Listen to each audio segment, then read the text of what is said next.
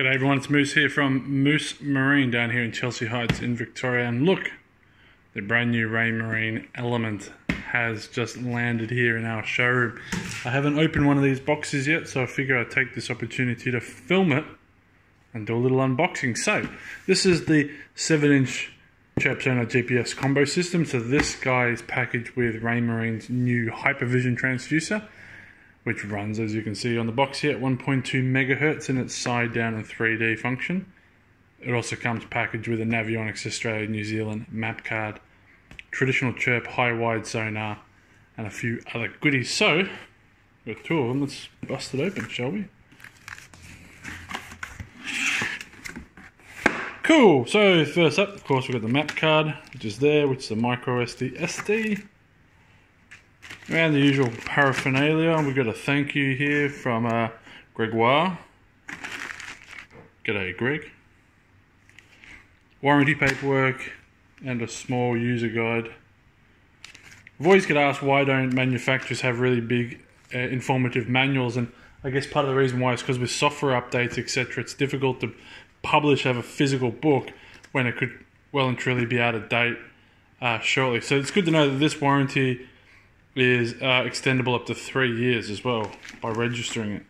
So what you get is a quick user guide, which is probably sufficient for how the system works now, but where the software updates, then the track changes. Okay, that's your gasket. Here's the unit itself. Rightio. I'll get to the unit in a second. I'll just keep going through the box. So we've also got our trunnion mounts, knobs. Over here we have the transducer bracket, sorry, the transducer shield for going through the transom. Donut. Power cable, which looks identical to the power cable for the Axiom. It actually even says Axiom power cable. There you go. Some mounting screws, and that's about it. So we'll take this out now.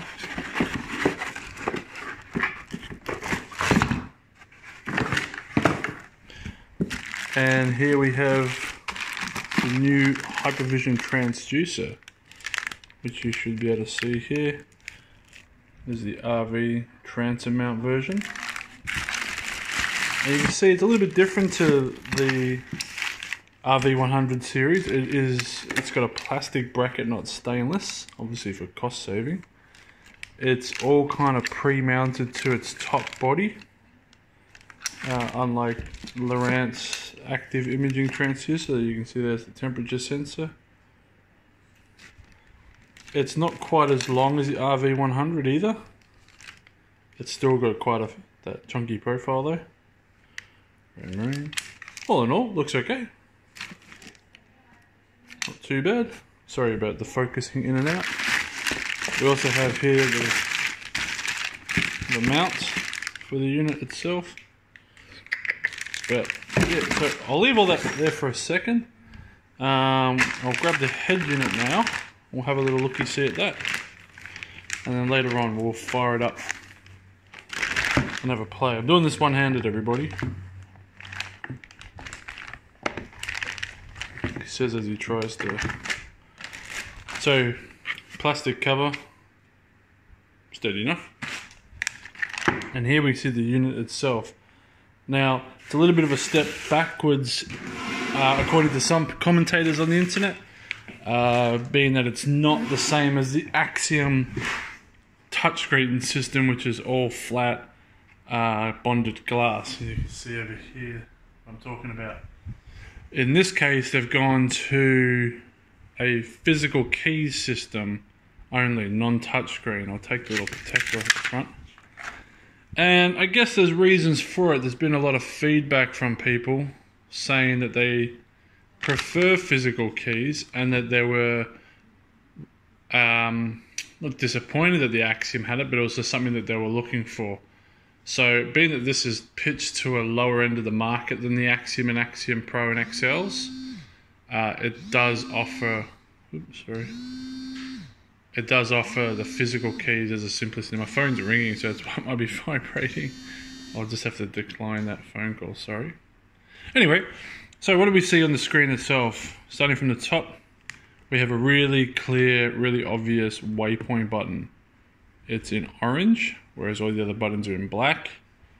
We have our home, our menu drop down, a back button, plus and minus for zooming, a selection OK button, up, down, left, right, D-pad, and these 1, 2, 3 quick save keys to save your favorite settings or pages. So you might have one save for traditional Sonar GPS, one for 3D, and one for 3D and traditional split.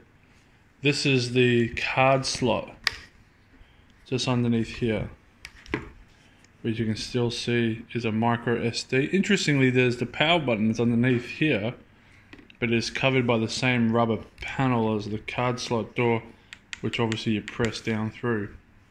So it's pretty well protected, that. The unit itself actually feels quite good. Like, it feels like a really chunky, solid system. It's not too heavy, certainly not as heavy as the Axiom. On the back, we have that standard Axiom Power NEMA 2000 port and the Hypervision transducer, which you can see is not quite as big as the standard Axiom. And then on the sides, you have the standard multiple adjustable trunnion mount with heat sinks on the top. So I guess a few points straight off the bat. It is quite a robust little unit. It's certainly not taken on the approach of quick release and that sort of stuff. It's designed to be very simple in a lot of ways by the looks of it. You know, buttons, physical removal, twist lock, power cable and transducer. But that's a quick look at the unboxing of the new Raymarine Element 7 here at Moose Marine. So we're going to power it up and have a play. Stay tuned.